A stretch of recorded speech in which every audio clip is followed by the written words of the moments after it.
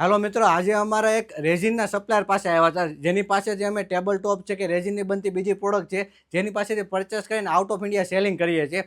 તો આજે એ ભાઈનો હું તમને કોન્ટેક્ટ કરાવું. ભાઈનું નામ હરેશભાઈ છે, હાયટ જેની કંપનીનું નામ છે, જે રેઝિનમાંથી બનતી ઘણી બધી પ્રોડક્ટ બનાવે છે અને ડોમેસ્ટિક અને ઇન્ટરનેશનલ સપ્લાય પણ કરીએ છીએ. અમારા રેગ્યુલર સપ્લાયર છે રેઝિન પ્રોડક્ટની અંદર.